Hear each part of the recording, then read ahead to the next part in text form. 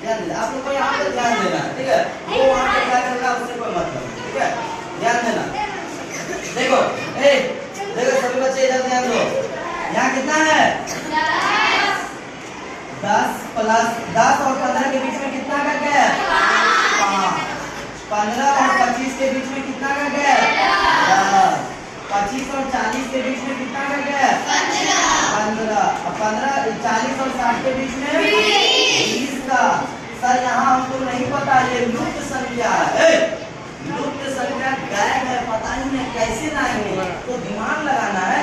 Sir 5 तो gap हो रहा है और सभी में ऊपर देखिए ना 5 क्या हो रहा है? इंक्रीज हो रहा है।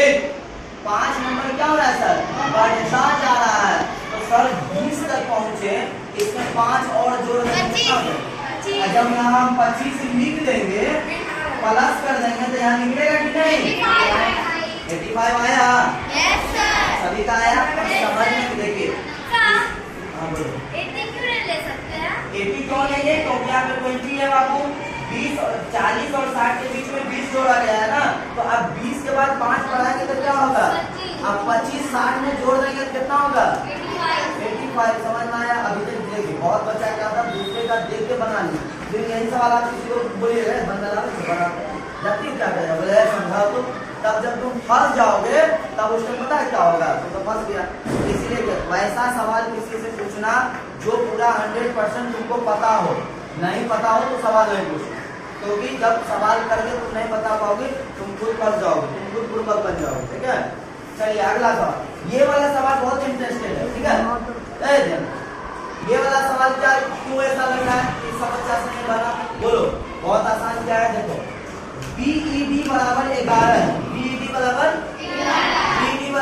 11 है सर, तो CAD बराबर क्या होगा? तो ध्यान दो, 11 कैसे लाया पता है? इसका नंबर जोड़ दिया, B कितना नंबर पे? 2, E कितना नंबर पे? 5 है ना, और D कितना नंबर पे? 4। तो देखो 2 और 5 7 और 7 4 11 लिखा है ना। अब बोलो तो सर, बाबू दिमाग तुमको लगाना है कि BED बराबर 11 कहाँ से लाया, कहाँ से लाया कि नंबर बैठाया होगा कि B का वैल्यू 2 होता है, E का वैल्यू 5 होता है और D का वैल्यू 4 होता है, सबको जोड़ देंगे 11। उसी तरीका से CAD कैट का निकल जाएगा। देखिए C का वैल्यू 3, A का वैल्यू 1 और T का वैल्यू 20 और सबको जोड़ दो कितना निकलेगा? 24 है सभी का? बहुत का बच्चे का नहीं है ना, बहुत बच्चे का नहीं है, बहुत बच्चे का नहीं है, टीचर नहीं समझ में आया, आज समझ में आ गया? चलिए देखो ये वाला सवाल कितने बच्चे बनाए? ये सवाल कितने बच्चे बनाए बताइए? बनाए हो? उधर बच्चे की तरफ दिखाओ थोड़ा सा, उधर दिखाओ बच्चा लोग को, कितने बच्चे बनाए? हाथ उठा दो, हाथ उठाइए, कितने बच्चे बनाए हैं? ये 5 नंबर कितने बच्चे? तो ऊपर करो हाथ। चलिए इतना बताइए, इधर लड़का में दिखाओ तो सभी बच्चे बनाए हो? वाह गुड, वेरी गुड। चलिए आप ध्यान दीजिए, देखिएगा इसमें भी लॉजिक है बाबू, ये सवाल में भी तुमको लॉजिक किया, तुमको उल्टाया, तुमको परेशान किया। देखो क्या किया, यहाँ क्या लिखा हुआ है? मैटर लिखा हुआ है ना, मैटर, यहाँ देखो टेम्परेट लिख दिया, टेम्परेट लिख दिया, क्या किया पता है? देखिए यहाँ देखिए, पहला दूसरा तीसरा, तीसरा को उलट दिया, तीसरा को उलट दिया, तीसरा यहाँ ये आधा से इधर उल्टा है और उधर से उधर उलट दिया। ध्यान दो, TAMRET क्या है ना, तो उसी तरीका से बाबू तुमको इसको भी पलटना है। कैसे पलटेंगे? 3 नंबर से, इधर से इसको पलट देंगे, इधर से इसको, तो क्या लिखेंगे? YEBBOM। इसको समझ में आया? हाथ उठाओ, जिसको समझ में आया मेरे पास आइए, एक बच्चा यहाँ पे आओ, जल्दी आओ, चलो हाँ बोलो।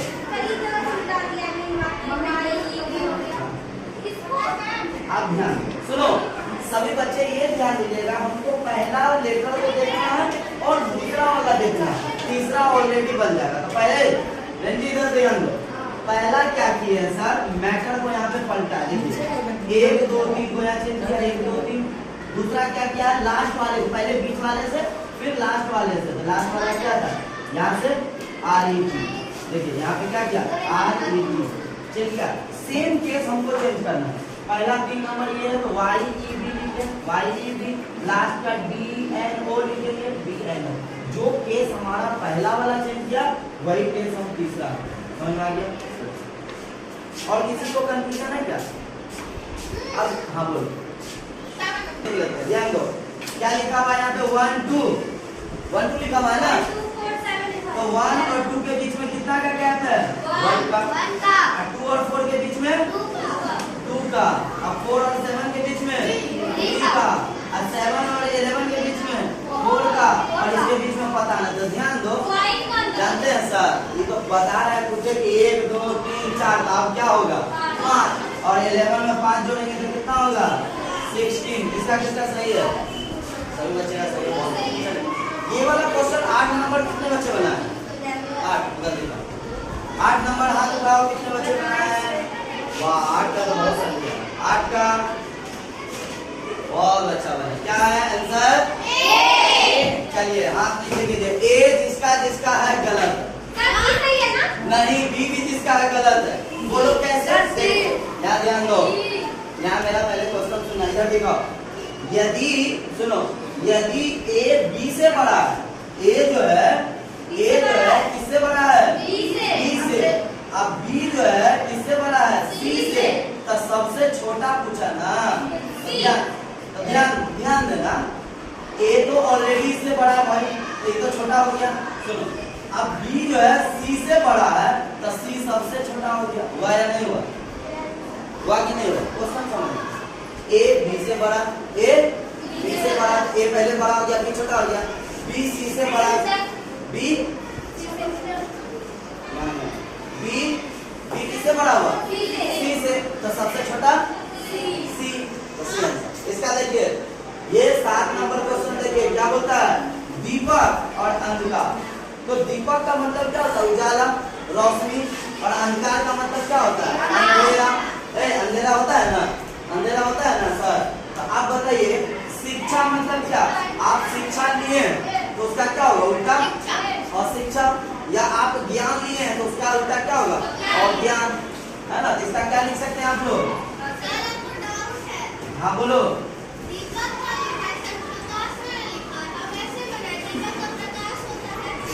हाँ बोलो, हाँ बोलो,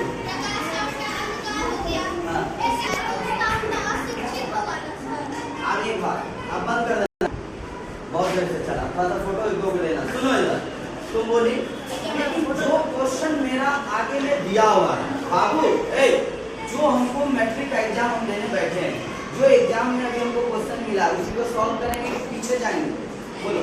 अभी जो मेरे पास में प्रेजेंट में, तो दीपक का मतलब ही होता है भाई चमकना, ये जो अपना थिंकिंग करना, तो दीपक का मतलब चमकना होता है, क्या होता है, चमकना या रोशनी होता है ना। तो सर रोशनी है और एक अंधकार भी दिया हुआ, मतलब अंधेरा दिया हुआ है, तो इससे मतलब ये इसका जोड़ा लग गया। सर शिक्षा आपके पास रहेगा, मतलब ज्ञान आपके पास है, तो उसका उल्टा क्या कर देंगे, और ज्ञान कर देंगे, और ज्ञान कर देंगे या अशिक्षा कर देंगे।